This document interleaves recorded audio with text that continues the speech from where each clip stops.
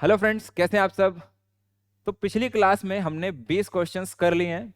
अब हम आगे क्वेश्चंस को करने वाले हैं। और आप ये बात को मानिएगा कि जितने क्वेश्चन हम यहाँ करने वाले हैं वो आपको होलिस्टिक एक बेसिक इंट्रोडक्शन के चैप्टर की आप समझा देंगे।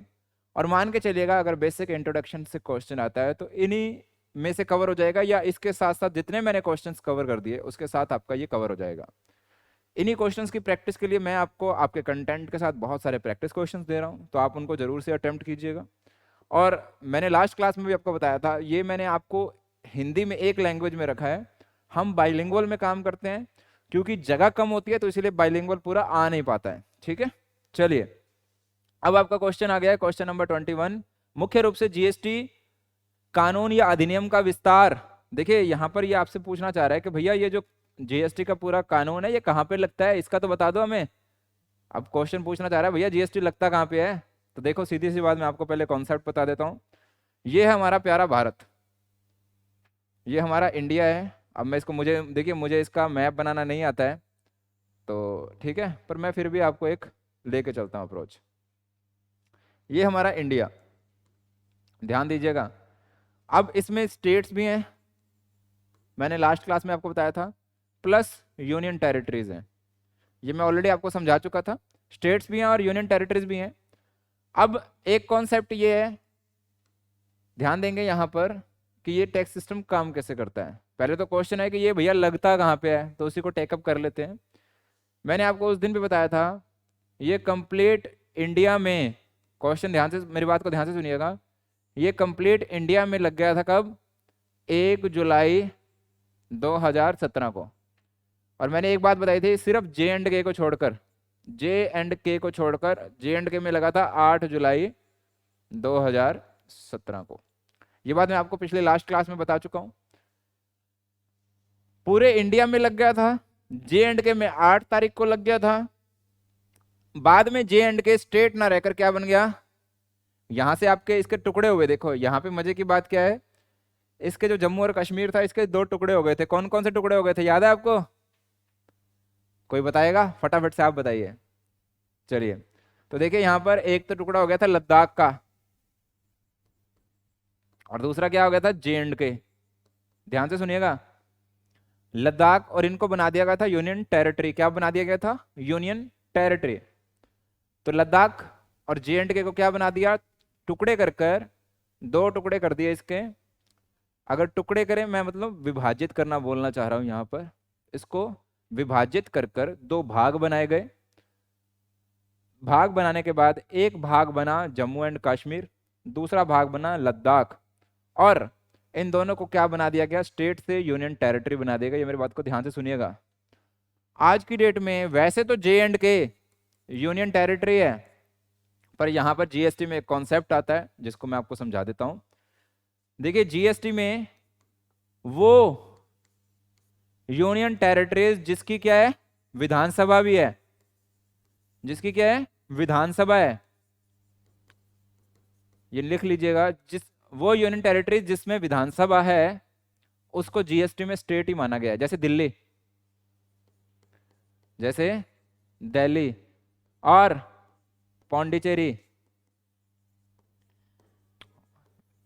ठीक है, स्पेलिंग लिखने में हो सकता है थोड़ा बहुत मैं ऊपर नीचे हो जाए। ठीक है, और तीसरा क्या हो गया अब, जे एंड के। वैसे तो तीनों आज की डेट में क्या है, यूनियन टेरिटरीज हैं, केंद्र शासित प्रदेश हैं, पर जीएसटी के पॉइंट ऑफ व्यू से ये क्या है, स्टेट माने गए हैं। अब आप दिल्ली में देखेंगे, अब ये क्यों जरूरी है जानना, आपसे क्वेश्चन पूछ लिया जाए कि दिल्ली से दिल्ली के अंदर सामान भेजा है, क्या लगेगा? अब आपका आंसर क्या आएगा, फटाफट से बताओ। दिल्ली से दिल्ली में। अब यहां पर मैंने आपको एक कॉन्सेप्ट समझाया था पिछली बार, कि अगर एक स्टेट से उसी स्टेट में जा रहा है तो क्या लगेगा यहां पर, एसजीएसटी और सीजीएसटी। और एक स्टेट से दूसरे स्टेट में जाता है तो सिर्फ लगता है आईजीएसटी। ये जीएसटी का सिस्टम है। अगर एक स्टेट से दूसरे स्टेट में जाता है तो IGST, integrated goods and service tax. इसको मैंने बहुत बढ़िया तरीके से थ्योरी के अंदर भी समझाया हुआ है। आप हमारी ऐप पे जाइएगा, आपको लेक्चर ओपन मिल जाएगा, आप आराम से जाके इसको सुनिए। ठीक है, अच्छा। एज अगर सेम जगह पे, सेम स्टेट पे अगर लगता है, स्टेट क्रॉस नहीं कर रहा, स्टेट की बाउंड्री क्रॉस नहीं कर रहा, तो एसजीएसटी और सीजीएसटी लगता है। और जैसे स्टेट की बाउंड्री क्रॉस की तो एसजीएसटी और सीजीएसटी हट जाएगा, सिर्फ आईजीएसटी लगेगा। पूरी डिटेल में जाने के लिए आप हमारी ऐप में जाके इस कॉन्सेप्ट को समझ लीजिएगा, ठीक है। अच्छा जी सर, अब आपको एक चीज समझनी है, एक स्टेट से दूसरे स्टेट में आईजीएसटी, एक स्टेट से यूनियन टेरिटरी में आईजीएसटी, यूनियन टेरिटरी से दूसरी स्टेट में आईजीएसटी। मतलब जैसे ही एक जगह की बाउंड्री क्रॉस करेगा आईजीएसटी लगेगा, ना सी ना एस, और टोटल आईजीएसटी लगेगा। और उसको बटने का तरीका मैंने बता दिया पिछली क्लास के अंदर। आई होप आपने ये सारी कहानी मुझसे समझ ली है। अब यहां पर क्वेश्चन क्या था हमारा कि मुख्य रूप से जीएसटी कानून अधिनियम का विस्तार कहां तक है, तो ऑप्शन है सभी राज्यों के साथ साथ सभी केंद्र शासित प्रदेश, ठीक है। अब क्वेश्चन क्या होता है, अगर मैं आपसे पूछूं कितने भैया यूनियन टेरिटरीज हैं और कितने आपके स्टेट हैं, तो ध्यान रखना जब भी काउंटिंग आप लिखें, आपकी जीके में अलग सिस्टम चलता है। और जीएसटी में जिनको स्टेट माना गया है, जीएसटी में दिल्ली को भी स्टेट माना है, दिल्ली में पौंडीचेरी को भी स्टेट माना है, और जेएंडके को भी क्या माना हुआ है, स्टेट माना हुआ है। ध्यान रखना जीएसटी में इन तीनों को क्या माना हुआ है, स्टेट मानकर इनका ट्रीटमेंट है, ठीक है। जैसे अलग स्टेट, जैसे बाकी स्टेट्स का ट्रीटमेंट है, वैसे इनको ट्रीटमेंट मिला हुआ है। क्लियर है ये वाली बात? अच्छा, तो यहाँ पे ऑप्शन क्या आ गया आपका, बी इसका आंसर हो जाता, सॉरी। चलिए अब अगले क्वेश्चन पे, जीएसटी लागू होने के बाद किन किन वस्तुओं पर केंद्रीय उत्पाद शुल्क लगता रहता है। देखिए जीएसटी लागू हो गया, मैंने आपको लास्ट क्लास में भी बताया था कि देखिए अगर अल्कोहल है, शराब है ह्यूमन कंजम्पशन के लिए, उस पर क्या लगेगा, उस पर वैट या राज्यों का एक्साइज, राज्यों का एक्साइज लगेगा, एक्साइज, एक्साइज, ठीक है, स्टेट एक्साइज मैं लिख देता हूं। दूसरा क्या था, टोबैको, तंबाकू, तंबाकू पे क्या लगेगा, सबसे पहले एक्साइज, सेंटर का एक्साइज लगेगा, और फिर क्या लगेगा, जीएसटी लगेगा। आप ध्यान से सुनिए, जीएसटी लागू होने के बावजूद किन वस्तुओं पर केंद्रीय उत्पाद शुल्क लगता रहेगा, मोटर तेल, मानव उपभोग के लिए मादक शराब। देखिए मानव उपभोग के लिए मादक शराब तो क्या है, स्टेट वैट के अंदर आती है, यानी कि उस पर वैट लगता है या एक्साइज लगता है, जिसे मैं बोलता हूँ स्टेट एक्साइज। तंबाकू और तंबाकू उत्पाद पे क्या हो रहा है, यहाँ पे एक्साइज भी लग रही है और जीएसटी भी लग रहा है, दोनों लगते हैं, ठीक है। प्राकृतिक गैस पे जीएसटी लग रहा है, मोटर तेल पे अब इस पे अलग से पेट्रोलियम वाले लग रहे हैं। तो कुल मिला के तंबाकू और तंबाकू उत्पाद ऐसा है जिसपे जीएसटी भी लग रहा है और एक्साइज भी लग रहा है, ये याद रखिएगा। तंबाकू और तंबाकू उत्पाद पे दोनों लगते हैं, ऐसा किसी के साथ नहीं है, इसी बेचारे के साथ ऐसा कर रखा है। बाकी जिसपे जीएसटी लग रहा है तो उस पर स्टेट टैक्स नहीं लगते, सेंटर टैक्स अलग से नहीं लगते हैं। सिर्फ तंबाकू और तंबाकू उत्पाद पे क्या लगता है, पहले एक्साइज ड्यूटी लगती है और उसके बाद क्या लगता है, जीएसटी भी लगता है। इसकी कहानी मैं पिछली क्लास में आपको बता चुका हूँ। इसका कारण भी बताया था मैंने, क्योंकि जब स्टेट कह रहे थे कि हमें शराब को सिर्फ स्टेट के पास ही रहने दो, उसको जीएसटी में शामिल ना करो, तो फिर केंद्र सरकार ने कहा कि अगर आप शराब को रखते हो तो हमारे लिए एक एक्साइज ड्यूटी हम पहले लगाएंगे तंबाकू पे, फिर उसके बाद जीएसटी लगाएंगे। और जीएसटी में आपको पता है आधा किसके पास जाता है और आधा किसके पास जाता है, आधा जाता है स्टेट्स के पास, आधा सेंटर के पास। तो दोनों को ही अपना पैसा प्यारा था, तो दोनों ने इस तरह का स्ट्रक्चर बनाया था, ठीक है। अच्छा, गुड्स एंड सर्विस टैक्स राज्यों को मुआवजा अधिनियम 2017 लोकप्रिय रूप से किस नाम से जाना जाता है। तो देखो ये स्टोरी भी मैं आपको बता देता हूं, लास्ट क्लास में आपने मेरे मुंह से सुना होगा कि गुजरात और क्या नाम कहता है तमिलनाडु, ये कुछ ऐसे स्टेट्स थे जिनको जीएसटी आने के बाद नुकसान हुआ था, क्योंकि ये मैन्युफैक्चरिंग स्टेट थे, इनको नुकसान हुआ था। तो सरकार ने क्या कहा कि देखिए आप टेंशन मत लो। इन्होंने कहा देखो सर आप हमारा क्यों नुकसान कर रहे हो, क्योंकि यूपी, बिहार और क्या कहते हैं आपका बंगाल, पश्चिम बंगाल जैसे राज्यों को फायदा होना था, क्योंकि ये जो टैक्स सिस्टम है, कौन सा टैक्स सिस्टम है, डेस्टिनेशन बेस्ड टैक्स सिस्टम, गंतव्य आधारित टैक्स, उपभोक्ता आधारित टैक्स। ये मैन्युफैक्चरिंग स्टेट्स थे, यहाँ पर माल ज्यादा बनता था, पर ग्राहक कहाँ ज्यादा थे, यूपी, बिहार, पश्चिम बंगाल में लोग ज्यादा हैं, पॉपुलेशन ज्यादा थी। तो अब जीएसटी आने के बाद क्या हुआ, जो टैक्स इनको अधिक मिलता था वो किनको मिलना शुरू हो गया, यूपी, बिहार और पश्चिम बंगाल को। तो इन्होंने कहा सर हम तो नहीं जीएसटी को मानते, क्योंकि मैंने लास्ट क्लास में आपको बताया था ना, जब जीएसटी पहले आना चाहता था तो नरेंद्र मोदी जी विरोध करते थे, क्योंकि वो गुजरात के चीफ मिनिस्टर थे, और जब वो प्रधानमंत्री बने तो कहते नहीं नहीं जीएसटी अच्छा है, जीएसटी अच्छा है। ये कहानी मैंने आपको बताई थी। चलिए, तो देखिए गुजरात और तमिलनाडु का नुकसान होना था, तो इन्होंने एक सिस्टम बिठाया। इन्होंने क्या कहा, देखिए अगले 5 साल तक, अगले 5 साल तक जिन भी स्टेट्स को नुकसान होगा जिन भी स्टेट्स को रेवेन्यू का नुकसान होगा उसकी हर्जाना कौन करेगा? जीएसटी से किया जाएगा। और आपको पता है जीएसटी में एक सेस भी लगता है। सर सेस आपने सुना होगा, 18%, 28%, 5%, 12%, यही जीएसटी का रेट है। इसमें एक उपकर का सेस का सिस्टम भी था। जो 28% या उससे ऊपर की आइटमें थी, जैसे कोई लग्जरी कार है या क्या कहते हैं लग्जरी गाड़ियां थी, तंबाकू था, इस पे सरकार ने हायर टैक्स लगाया था और इसके ऊपर सेस भी लगा दिया। मतलब टैक्स के ऊपर भी टैक्स लगे हुए थे। सेस को अब साधारण भाषा में समझा देता हूँ। सेस सेस क्या होता है कि एक तरह का टैक्स है। सेस क्या है? एक तरह का उपकर है। मतलब टैक्स तो लगाओ, उसके ऊपर कुछ और भी ले लो। जैसे इनकम टैक्स लगाते हैं तो वहां पे 4% का क्या लगता है? सेस लगता है, हेल्थ एंड एजुकेशन सेस के नाम से। ठीक है, तो उसी तरह से क्या हुआ, इन्होंने कहा था चलो ठीक है, टैक्स तो हम दो लोगों में बांट रहे हैं पर हम उपकर भी लेंगे अलग से। उपकर किस लिए? इन लोगों को जिनका नुकसान होगा उनकी भरपाई के लिए। तो 5 साल तक उपकर लगाने का सिस्टम रखा था। हालांकि अब राज्य मांग कर रहे थे क्योंकि 5 साल तो हो गए कि इसको बढ़ाया जाए, क्योंकि हमें आज भी नुकसान हो रहा है। ठीक है, बट फिलहाल जीएसटी में उसको अभी बढ़ाने का सिस्टम नहीं लाए हैं ये लोग। अब उसका नाम क्या है? उसका नाम क्या है? हालांकि ये 5 साल में कहानी आपको और बताऊं, एक और कंडीशन भी रखी गई थी कि हर साल इसमें जो भी रेवेन्यू देखा जाएगा ना, वो एक 14% की ग्रोथ के साथ देखा जाएगा। सर ये क्या सीन है? ये रेट याद रख लेना, 14% की रेट। एक जैसे गुजरात को 2017 में मान लीजिए 1 लाख करोड़ की आय होती है टैक्स से अंदाजा, तो अगले साल उसको 1 लाख करोड़ नहीं माना जाएगा, 1,14,000 करोड़। यानी कि हर साल जो रेवेन्यू देखा जाएगा ना, वो 14% की ग्रोथ के साथ देखा जाएगा। अगर जीएसटी नहीं आता तो ऐसा माना गया था कि इनको 14% का रेवेन्यू में बढ़ोतरी होती। तो इसीलिए 14% के इनके रेवेन्यू को देखकर इनको टैक्स की क्षतिपूर्ति की जाएगी। ये याद रखना, 14% का। ठीक है, अच्छा ये कैसे पता चलेगा? ये आपको किताबों में आसानी से मिलेगा नहीं, क्योंकि ये हम उस समय जीएसटी करवा रहे थे प्रैक्टिकल, तो हमने ये सारा डेटा एनालिसिस किया था। ठीक है, अच्छा अब ये इसका नाम क्या है? देखिए, जीएसटी सीएसए, जीएसटी क्षतिपूर्ति उपकर अधिनियम, जीएसटी उपकर अधिनियम, जीएसटी मुआवजा अधिनियम। तो देखिए इसका नाम है जीएसटी क्षतिपूर्ति उपकर अधिनियम 2017। ठीक है, इसका नाम याद रखना आपने। जीएसटी कंपनसेशन सेस एक्ट था ये। ठीक है, अच्छा जी। और सिर्फ जिनका नुकसान होगा उसी की क्षतिपूर्ति करने के लिए पैसा था। Integrated goods and service tax क्या है? यानी कि इंटीग्रेटेड का मतलब आईजीएसटी की बात हो रही है यहाँ पर। माल और सेवाओं के आयात या निर्यात पर लगाया गया कर, निर्यात पर मूल्य परिवर्धन पर लगाया गया कर, अंतरराज्यीय व्यापार पर लगाया गया कर, या उपरोक्त ए और सी दोनों। अब ध्यान से सुन लीजिए आईजीएसटी क्या है। हालांकि मैंने अभी आपको बताया था आईजीएसटी कब कब लगता है। जब एक स्टेट से दूसरे स्टेट में जाएगा तो आईजीएसटी लगेगा। ठीक है, अगर स्टेट से दूसरी यूनियन टेरिटरी में जाएगा तो आईजीएसटी लगेगा। एक स्टेट से दूसरे देश में जाएगा तो भी आईजीएसटी लगेगा। ठीक है, अब ध्यान से सुन लो, इन सभी केस में क्या लगेगा? आईजीएसटी। सेम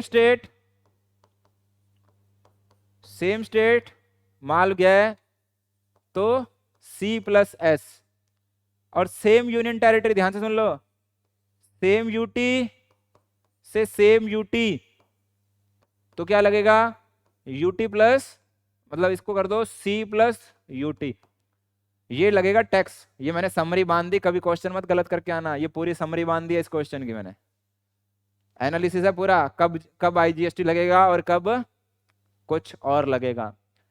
एक राज्य से दूसरे राज्य आईजीएसटी, एक राज्य से किसी यूनियन टेरिटरी में आईजीएसटी, एक स्टेट से किसी दूसरी कंट्री में तो आईजीएसटी। अब क्वेश्चन का आंसर देना आसान है। आईजीएसटी कब लगेगा? फटाफट से बताओ मुझे। माल और सेवाओं के आयात या निर्यात पर लगेगा? बिल्कुल लगेगा। निर्यात के मूल्य परिवर्तन पर? नहीं सर, इस पे नहीं लगेगा। अंतरराज्यीय व्यापार पर लगाया गया कर? बिल्कुल। अंतरराज्य का मतलब क्या होता है? एक राज्य से दूसरे राज्य, मतलब एक जगह से दूसरे राज्य के साथ अंतरराज्यीय। ध्यान रखना, जैसे अंतरराष्ट्रीय होता है ना, तो वहां पे क्या होता है? एक देश से दूसरे देश। यहाँ पे अंतरराज्य का मतलब क्या है? एक राज्य के साथ दूसरा राज्य। तो मैंने ऑलरेडी बता दिया, एक राज्य के साथ दूसरा राज्य तो आईजीएसटी। ठीक है, तो उपरोक्त ए और सी दोनों यहाँ पर क्या आ जाएगा? आंसर आ जाएगा। इस चीज को ध्यान रख लेना, आपका आंसर 50% तो सही हो जाएगा। हाँ, उसके बाद वो केस स्टडी बनाएगा तो कंफ्यूज कर सकता है। ठीक है, चलिए। ज्यादा से ज्यादा क्या करेगा वो, राज्य शहरों के नाम लिखना शुरू कर देगा, राज्यों के नाम लिखना शुरू कर देगा। ठीक है, वो दिल्ली और मुंबई लिखना शुरू कर देगा। अगर उसने बड़े बड़े शहरों के नाम लिखे फिर तो ठीक है, कोई ऐसे शहर का नाम लिखना शुरू कर दिया जो आपको पता ही नहीं है कौन सा राज्य में, तो वहां गड़बड़ हो जाएगी। ठीक है, जीएसटी परिषद की सिफारिश होगी। मैंने आपको पिछली बार भी बताया था, जो जीएसटी काउंसिल है, जीएसटी परिषद है, उसकी सिफारिश जो होती है वो बाउंड नहीं होती है, रेकमेंडेटरी होती है। रेकमेंडेटरी का मतलब सुझाव होता है। वो क्या होती है, केवल सलाहकार होती है। ये शक्ति वक्ति तो चलो ठीक है, शक्ति हटा देते हैं, पावर होगा लिखा हो वहां पे। तो केवल क्या होगी, सलाहकार होगी, कभी भी अनिवार्य नहीं होती है। ठीक है, चलिए, ये तो आसान था। निम्नलिखित में से किस पर जीएसटी लगाया जाता है? जीएसटी किस पर लगाया जाता है, मैंने आपको बताया था। देखिए, इसकी ना एक डेफिनेशन होती है सप्लाई की, ध्यान से सुनना। पहले वैट किस पर लगता था, सेल्स पे, सेल्स ऑफ गुड्स पे। सर्विस टैक्स किस पे लगता था, प्रोविजन ऑफ सर्विस। देखिए, सही शब्दों का चुनाव जरूरी होता है, अगर नॉलेज ले रहे हो तो ढंग से लेना। सर्विस प्रोवाइड की जाती थी, इसलिए वर्ड था प्रोविजन ऑफ सर्विस। सर्विस का प्रावधान बोल देते हैं हिंदी में, हालांकि हिंदी में कुछ शब्दों का क्या कर देते हैं, अर्थ का अनर्थ बना देते हैं। चलो, सर्विस के देने पर, गुड्स के बेचने पर, एक्साइज ड्यूटी में मैन्युफैक्चरिंग करने पर, यानी कि उसके निर्माण पर टैक्स लगता था। जीएसटी में क्या किया, एक्साइज को तो भूल ही गए। ठीक है, जीएसटी में क्या कर दिया गया, यहां पर कहते हैं भैया एक शब्द आया सप्लाई, सप्लाई के अंदर वैट भी, मतलब सप्लाई के अंदर बेचना भी शामिल है, सप्लाई के अंदर ट्रांसफर भी शामिल है, सप्लाई के अंदर एक्सचेंज वो भी शामिल है, सप्लाई के अंदर बार्टर वो भी शामिल है, सप्लाई के अंदर प्रोविजन ऑफ सर्विस, ये सब शब्दों को क्या कर दिया इन्होंने। इसके अंदर लॉटरी भी शामिल है, इसके अंदर लाइसेंस भी शामिल है, इन सबको नाम दे दिया सप्लाई, जिसे आप बोलते हैं आपूर्ति। मतलब सबको जोड़ दिया इन्होंने। तो इसलिए माल की बिक्री जीएसटी लगेगा, माल के निर्माण पर जीएसटी नहीं लगता है। ध्यान से सुनना, अभी आंसर देने से पहले मेरे शब्दों को ध्यान से सुनना। माल के निर्माण पे नहीं लगता है, सेवाओं के प्रोविजन पे भी लगता है, माल की बिक्री पे भी लगता है, पर इन सबको नाम क्या दे दिया, इन सबको नाम दे दिया सप्लाई, आपूर्ति। तो आपका आंसर क्या आएगा, वस्तु और सेवाओं की आपूर्ति। जी हाँ, माल की बिक्री पर टैक्स लगता है, पर नाम क्या दे दिया, माल की बिक्री नहीं दिया, नाम क्या दिया, आपूर्ति से। तो कंफ्यूज मत हो जाना, आंसर गलत मत कर देना, आंसर आएगा डी। ठीक है, बिक्री पे टैक्स लगता है। आज मोबाइल बेचूंगा मैं, पर उसको आज से मैं बेचना, सेल्स शब्द गायब हो गया, मेरे पास क्या है, माल की सप्लाई वर्ड, क्या आ गया, सप्लाई शब्द।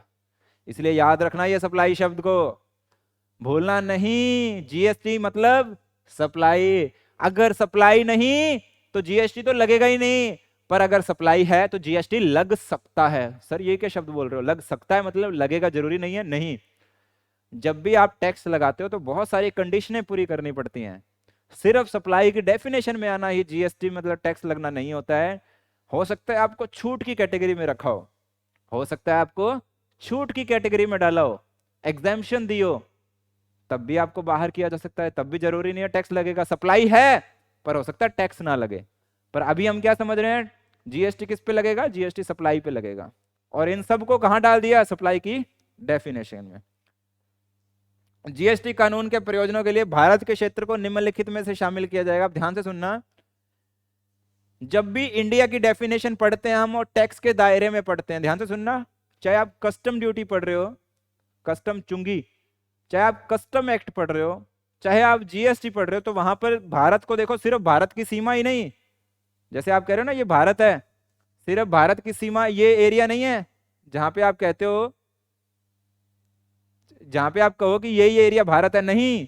इसके अलावा ये 12 न्यूटिकल माइल, एक 12 न्यूटिकल माइल और एक आपका इसी के आगे 188 और समुद्री क्षेत्र। ध्यान से सुन लीजिए, जो समुद्र भी है ना, यहां पर कौन सा है, यहां पर कौन सा, अरब की खाड़ी है ना, और यहां पर बंगाल की। अब ध्यान से सुनो, कोई भी कंट्री की जब सीमा निर्धारित की जाती है ना, तो वो उसका थलीय एरिया जो उसका लैंड सरफेस है वो तो होता ही है, उसके अलावा जो समुद्र का एरिया भी होता है उसको भी उसमें रखा गया है। तो ध्यान से सुनना, टोटल 200 नॉटिकल माइल, ये इंटरनेशनल लॉज हैं, उसके आधार पर इस एरिया के अलावा ये तो 200 नॉटिकल माइल्स का एरिया ना, ये भी इंडिया के अंदर कवर होता है। ठीक है, ये भी इंडिया के अंदर कवर होता है। इसके भी दो भाग हैं यहाँ पर, हालांकि जब कस्टम एक्ट पढ़ेंगे तो उसके अलावा उसमें आपको और ज्यादा समझ में आता है। हालांकि वहां भी पता क्या है, एक 12 है, एक 24 है, और एक बाकी का ये एरिया है, यानी कि टोटल 200 होता है। पर उसमें भी कौन कौन से, देखिए 200 तो इंडिया की सीमा के लिए हो जाता है, पर जैसे ही कोई आपकी 24 नॉटिकल माइल में घुसने की कोशिश करता है तो इंडियन नेवी उसको अटैक कर सकती है। अगर लगता है ना कि वार्निंग देते हैं, इस एरिया में आने से पहले उसको बार बार वार्निंग दी जाती है कि आप भारत की सीमा में आ रहे हैं, आप भारत की सीमा में आ रहे हैं, ये आपको परमिशन नहीं है, इस तरह की घोषणाएं करती है नेवी। और जैसे ही वो इसके अंदर आते हैं, इस दायरे में आने की कोशिश करते हैं, तो नेवी उसको अब पकड़ सकती है। ठीक है, क्योंकि ऐसा माना जाता है कि अगर बहुत ज्यादा नजदीक आ गए तो देश की सीमा को खतरा भी हो सकता है। तो इसलिए ये इंटरनेशनल लॉज बनाए गए हैं। अब किसी का क्वेश्चन आएगा, सर 200 नॉटिकल माइल में तो श्रीलंका वैसे भी दब जाएगा, वो श्रीलंका, इसीलिए तो डिस्प्यूट होते हैं, श्रीलंका के भी वैसा ही एरिया है, इंडिया का भी वैसा ही एरिया आएगा। आप समझ रहे हैं? चलिए, अब क्वेश्चन आ गया वापस से, बेस लाइन से 12 समुद्री तल की, 12 तो है ही है, बेस लाइन से 200 समुद्री मील तक का समुद्री क्षेत्र। तो यहाँ पे आपका आंसर क्या आ जाता है? बी। ठीक है, आपका आंसर क्या आ जाता है? बी। अच्छा, ये भी आ जाता है और ये भी आ जाता है, तो टोटल देखो ये भी आ जाता है, तो इसका आंसर क्या आ गया? उपरोक्त सभी। वैसे नीचे उपरोक्त सभी है तो उपरोक्त सभी को आंसर लगा देते हैं। पर देखिए यहां पर इस एरिया में वायु का ऊपर उड़ता भी स्थान इसके अंदर है। अब ध्यान से सुनिए, 12 समुद्री मील तक का समुद्री क्षेत्र आ गया, बेस लाइन से, ये बेस लाइन होती है, ये जो लैंड की लाइन है ना, ये बेस लाइन है, इसके आगे का 200 नॉटिकल माइल भी आ गया।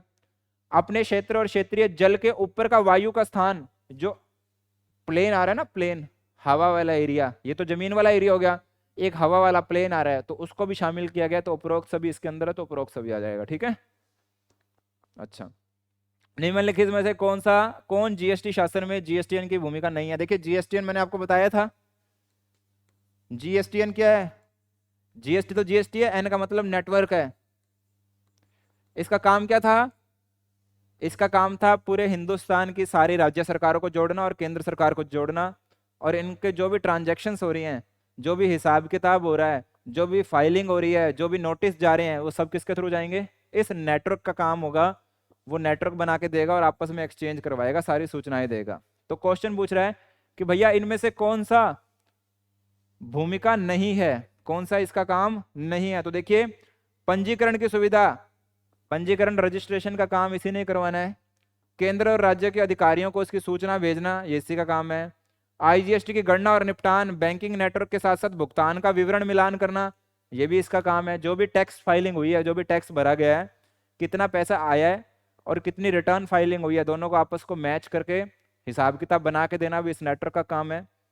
मुकदमेबाजी के लिए मंच प्रदान करना, ध्यान से सुनो भैया, मुकदमेबाजी वाला काम ये नहीं करने देता, ये नोटिस के आपको रिप्लाई देने के लिए बोलता है।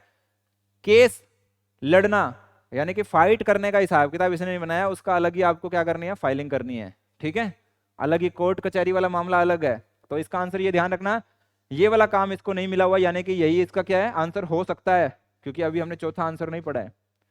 केंद्र और राज्य सरकारों को विभिन्न MIS रिपोर्ट प्रदान करना। MIS रिपोर्ट क्या होता है? अब MIS रिपोर्ट क्या होता है? जो भी इसमें फाइलिंग हुई है उसके एक सांचा तैयार करके देना, खाका तैयार करके देना। ठीक है, तो मतलब इस क्वेश्चन में पूछा गया था नहीं है, कौन सा काम नहीं है? तो हमारा सी पॉइंट इसका काम नहीं है, क्योंकि मुकदमेबाजी के लिए ये मंच प्रदान नहीं करता है, उसके लिए आपको अलग से कोर्ट की फाइलिंग, कोर्ट में जाके आपको बताना पड़ता है। ठीक है, तो अभी चैप्टर 1 के हमने 28 क्वेश्चंस, आई थिंक, हाँ 28 क्वेश्चंस किए हैं। कुछ और क्वेश्चन है वो आपको टेक्स्ट बुक में, टेस्ट सीरीज में मिल जाएंगे इसी चैप्टर के। जब आप ये सारे क्वेश्चन कर लेते हैं और आप वो जो थ्योरी पढ़ लेते हैं, तो मुझे नहीं लगता आप कोई भी हिंदुस्तान का एग्जाम होगा वहां पर जाएंगे तो आप इसको इजीली अटेम्प्ट कर पाएंगे। थ्योरी को जरूर से समझ लीजिएगा, कोशिश करूंगा मैं कोई समरी भी इसके लिए अलग से आपको बना दूं थ्योरी के लिए, जिसमें फास्ट ट्रैक आप क्या करेंगे? उस थ्योरी को कवर अप कर लेंगे। हालांकि इसके अलावा आपको ये भी पता चलेगा कि कौन सा अमेंडमेंट कब हुआ था, क्या होगा था। तो थ्योरी को एक बार पढ़ लेंगे तो मैंने कंप्लीटली उसके अंदर बताया हुआ है। ये चैप्टर इंपॉर्टेंट है, कोई भी एग्जाम में इसका क्वेश्चन जरूर से आता है। और IGST CGST को जरूर से समझिएगा, रेट को आप जरूर से याद करिएगा। शराब और तंबाकू वाले एग्जाम्पल या प्रॉपर्टी का एग्जाम्पल जिस पे स्टैम्प ड्यूटी लगती है उसको GST से बाहर रखा गया है। कौन कौन से टैक्स GST के अंदर रखे हैं और कौन कौन से टैक्स GST के बाहर रखे हैं, इसका भी आपको नॉलेज होना चाहिए। इसी के बेसिस पे क्वेश्चन बनता है। नेक्स्ट चैप्टर में मैं आपसे सप्लाई के अंदर क्या क्या कवर होगा, क्या क्या अंदर कवर नहीं होगा। फिर उसके बाद आपके सेक्शन 8 की मैं आपसे बात करूंगा। ठीक है, ये सप्लाई सेक्शन 7 और सेक्शन 8 दोनों सप्लाई से रिलेटेड है। सेक्शन 7 डायरेक्ट सप्लाई से रिलेटेड है और सेक्शन जो 8 है वो आपको बात करता है मिक्स सप्लाई और कंपोजिट सप्लाई के बारे में। ठीक है जी, वो उसका एग्जाम्पल पिछली बार भी आया था JVNL के एग्जाम में, अच्छा क्वेश्चन बनाया हुआ था, लेवल का क्वेश्चन था। और तो हम इस बार उससे भी ऊपर के लेवल पे तैयारी करने वाले हैं। ठीक है, तो मिलते हैं नेक्स्ट वीडियो में, तब तक के लिए टेक केयर, बाय बाय।